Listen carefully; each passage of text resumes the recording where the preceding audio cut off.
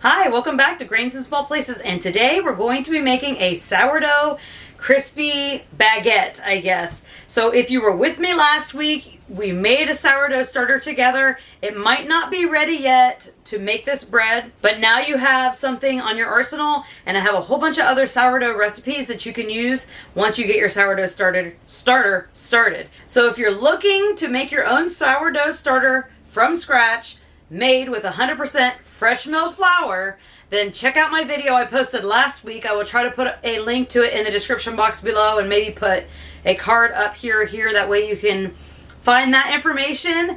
Let's go ahead and get started on making our sourdough baguettes. Okay, so to start out with our sourdough baguettes, we're going to use a mix of hard white and some kamut.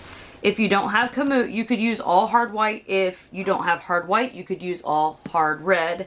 You could also sub spelt in for the kamut as well. So I need about 480 grams total. So I'm going to use about 400 grams of the hard white because we want mostly, oh, that unzeroed. So we want mostly hard white wheat or the hard wheat variety because that's going to give us our gluten and our stretchiness to the dough that we need. So I'm going to use 400 grams of this. Okay, 400 grams of the hard white wheat. And then I'll finish it off with about 80 grams of the kamut. I just really like the way this helps develop the gluten. I like the color that it gives. I just think it's a really nice grain to add in. As you see, if you've been watching me for a while, I add kamut into a lot of my recipes. So don't worry, I'll go ahead and put a link to this recipe in the description box below. That way you have it. And we'll take this on over to my mill. I do have a coupon code to share with you. The coupon code is GRAINY, and you can use that at Nutrimill's website on any of the grain mills or mixers for Bosch or Nutrimill. So if you want to grab that, I'll put a link in the description box below and the coupon code as well. So while we're letting that mill, we can go ahead and measure out our water. We need about 350 grams. I'm going to start with that. I may need to adjust that. I'm just going to watch the texture of the dough. Okay, so we basically want room temperature filtered water. We don't want chlorinated water here, so you can use bottled water, spring water, something like that, but we want it to be not hot but room temperature. And the reason we don't want chlorinated water is because that can fight against and kill our sourdough starter. So obviously we don't want that because that's what's going to give us our rise. Okay, so here is our nice healthy sourdough starter that we fed last night. Even if you fed it yesterday morning, you want to feed it the night before you go to use it, and you can see all the beautiful activity and bubbles and all the goodness in there. So we're going to want about 3/4 of a cup. So it's probably going to be about 180 grams. I'm just going to put this right into my warm water, and you can see it's kind of wanting to float here. I hope you can see that. That tells me that there's a lot of air bubbles in the sourdough, which means it's nice and good and active. Now, if yours doesn't float, that doesn't mean that you can't use it. That just means that it may not be as strong, or when you went into your jar like this, you kind of let some of the air bubbles out. So that happens too. Almost there. I made sure to give this a nice heavy feeding last night so I would have enough for this recipe, because it uses way more than I typically would use in a sourdough recipe. I'm just going to kind of mix that around. That way it's all incorporated throughout my liquid and my water. And let me grab my mixer.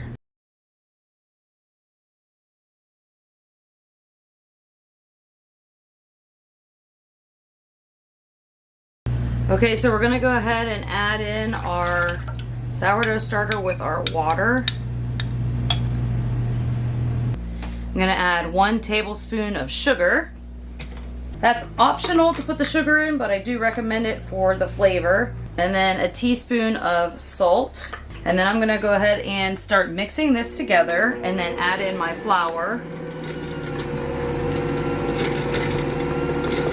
This is our freshly milled flour that we just did together with the hard white wheat and kamut.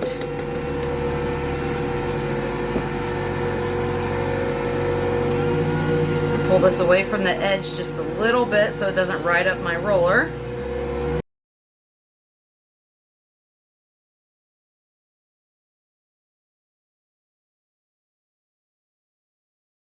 Okay, and that's it for the ingredients. So what I'm going to do is go ahead, just like I do all my other breads. Anything made with fresh milled flour really does much better if you allow the flour to start absorbing the liquids before you start the kneading process. Otherwise, you're just doing a whole bunch of extra kneading for no reason, and it will take longer to develop the gluten. So I'm gonna go ahead and cover this and let it sit for about 20 minutes, and then we'll be back. Okay, it's been about 20 minutes. So we're going to go ahead and start the kneading process.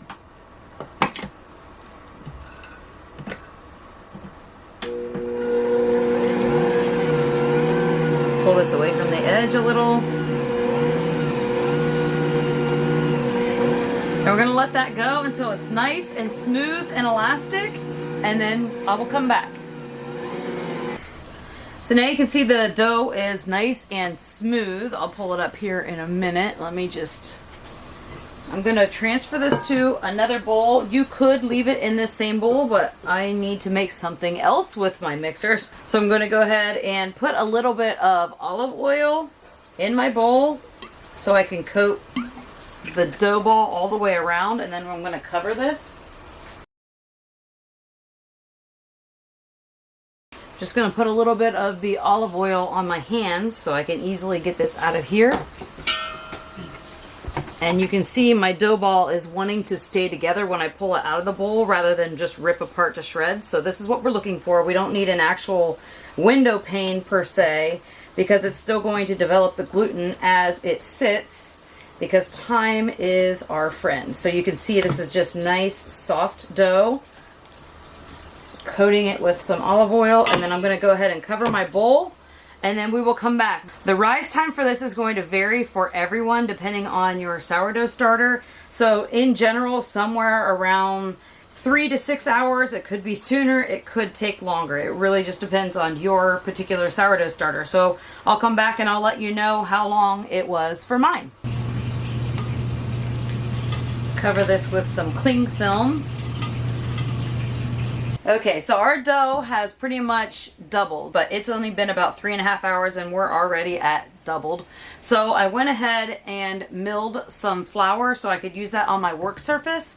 And I like to use, honestly, I like to use einkorn flour for my dusting flour, but it is kind of a more expensive flour, so you can use whatever flour you have on hand. I just find that it has very small bran and it just does a nice job at the dusting flours. It's not always my favorite grain to work with as far as baking with, but for my dusting flours, it's one of my favorites. So I'm gonna go ahead and take this off and set it to the side because we'll use this again. Okay, so what I'm going to do is put some of that flour on my work surface here. I know I normally shape with olive oil, but with sourdough, I really like to use the flour. Okay, and what I'm going to do is split this into 4 loaves. That's beautiful. Okay, and we're going to try not to depress the air out of this very much as possible. Some of it, of course, will. Okay, so I'm just going to bring this, kind of do little stretch and folds here, like we would with our artisan loaf. Make sure I've got some flour over here and roll this over.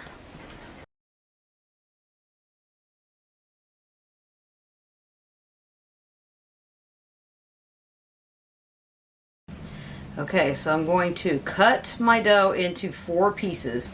You can either make 2 really long baguettes if you have a normal size oven. You could probably do that, or the baguette trays, or you can make 4 mini baguettes. We're going to go with the 4 mini baguettes. Okay, so again, we want to try to not deplete all of the air into our loaf.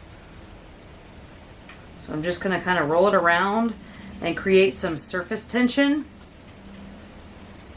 without pressing all of the air out. So this is going to be like the pre-shaping. I'm going to set this over and go ahead and work on the next one. And these can be as pretty as you want or as rustic as you want. And they will kind of get lax. That's why I like to do 2 to 3 shapings until my dough starts to remember the shape that it's supposed to be in. So I'm just kind of going like this and cradling it and pinching it.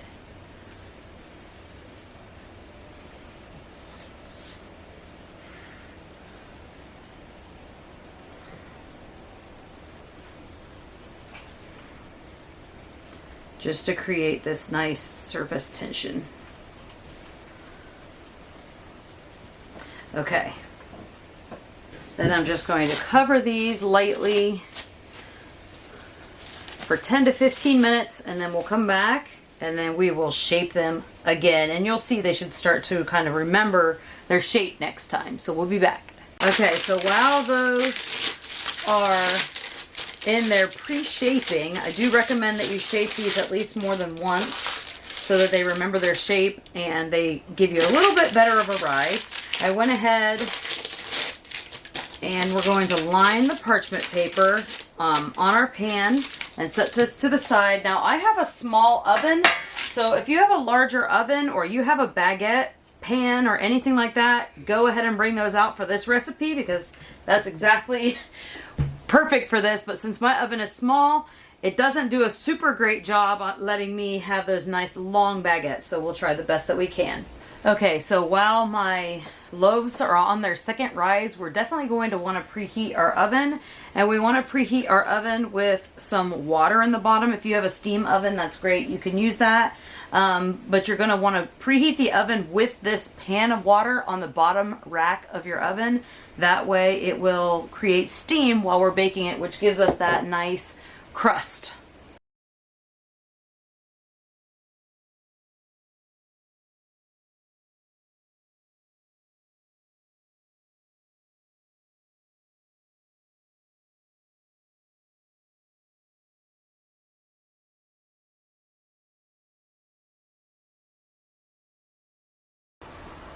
Okay, it's been about 15-20 minutes. You can see they're very much more relaxed than they were before. So I'm just going to add a little bit more of this flour.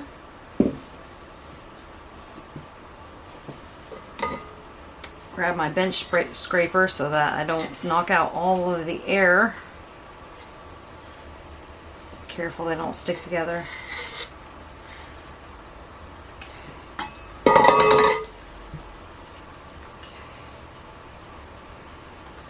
Just going to do the same thing, and we want to do this until our loaves remember their shape. So sometimes that's only 2 times, but you can see it's not as slack, so I'm happy with that. I'm going to go ahead and transfer it over to my baking sheet gently.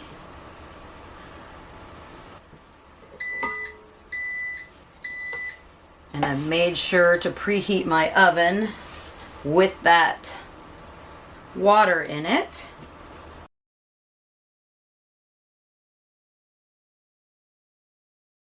I can already see a lot of these beautiful bubbles forming in here. That's wonderful. Last one. Same thing. We're just going to put some tension on these.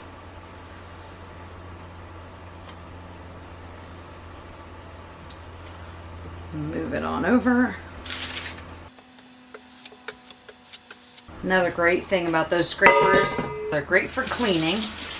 Okay, just going to wash my hands real quick and wash this little area so I can show you.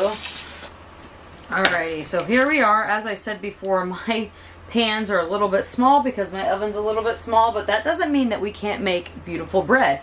It just means that it's a little bit smaller than the average oven. Also, my oven does not hold steam in as well because it does have a little crack that allows steam to come out. So that will affect a little bit differently than yours.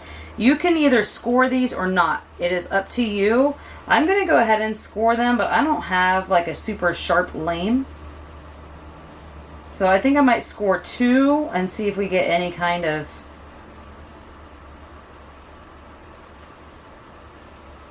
results from that. I'm not sure that we will or not.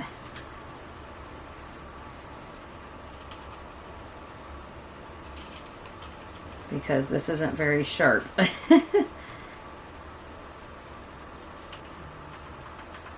So it might end up making it uglier rather than prettier. So I think I'm going to go with 2 and then not 2 so we can see the difference. Okay, so into the preheated oven with the steam they go, and I will let you see them when they come out.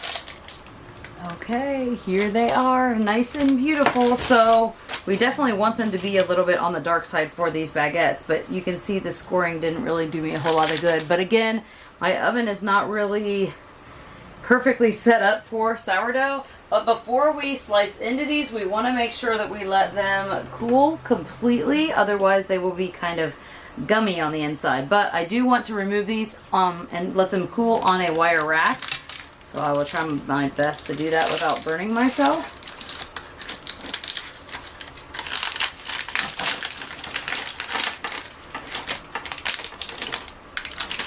Ooh, it's hot. Another telltale sign if they're done or not is if you tap on the bottom, they should sound hollow. I'm not sure if you can hear that or not, but I'll let you take a look when we go to slice them.